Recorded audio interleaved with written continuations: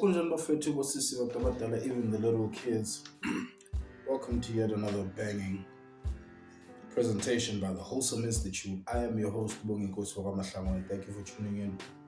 Please click like, please click subscribe, so we can grow the platform bafethu, so we can maximize our tribe and make sure we reach as many people as we possibly can.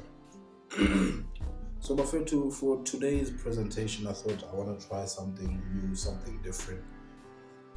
People are wondering why I'm always sitting next to a bookshelf, but we've never actually covered or touched on this other hand. But people are wondering about that hanger too. It will make sense soon enough.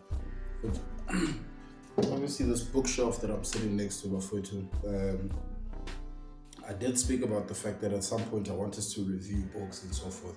But I think prior to getting to that stage, I thought about an idea today of picking out a random book, opening to a random page, reading a random piece, and then sort of going off and expanding on whatever that idea is. So that's exactly what we're going to do today. Stay tuned for that. That's going to be crazy. So what I want to say is, we're getting new subscribers every day, but we're growing slowly but surely. I want to thank each and every one of you people who have subscribed. I appreciate, and hence I commit to giving you guys some of the best content that I'm able to give you, so we can connect, so we can grow. So anyway, folks, let's get to it. Let's see what book we are tapping into today and unpacking. Let's see which book feels like it's got something. Okay, this is our book. I'm gonna open straight to a page. I'm gonna read from here. What book is this? Moon Over Soho. Okay. I like to think old Giacomo would have approved. Okay, this is a tough one to sort of pick up. Maybe I should read from the top of the page, because that was the last line, so not much context there. Let's take it to the top of the page. I slipped my hand around the warm, heavy curve of her breast. That way, wherever he ended up, he could still have a fried egg for breakfast. I kissed her. She tasted of chocolate. I never knew Casanova was a Boy Scout, she said. We sat under the duvet and watched the moon setting behind the roofs of Soho. We ate Batenburg cake and listened to the police sirens whoop up and down, chasing Crossroad and Oxford Street.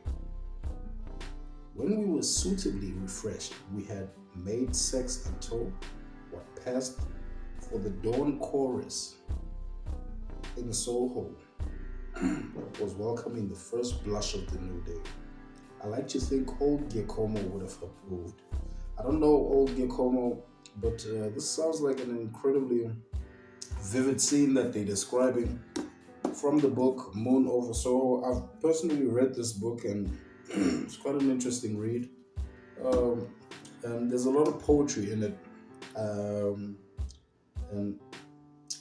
when I think of that, I remember to a realization that I had the other day.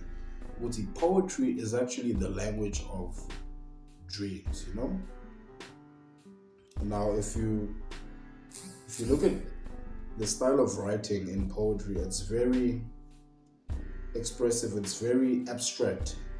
You can merge concepts that don't necessarily come together, and you can pretty much just jam things together. It's similar to a dream, in fact. If you've woken up from a dream and you've tried to make sense of it, it's very poetic, in the sense that you could have dreamt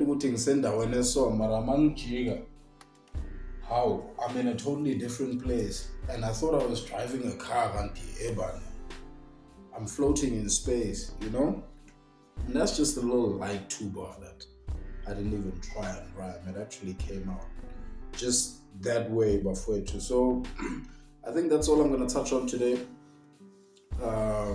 Let me know if you like this feature of grabbing a random book. Let me know if you don't. Click like, click subscribe, tell a friend about this platform, Buffett too. The Wholesome Institute. Trust yourself.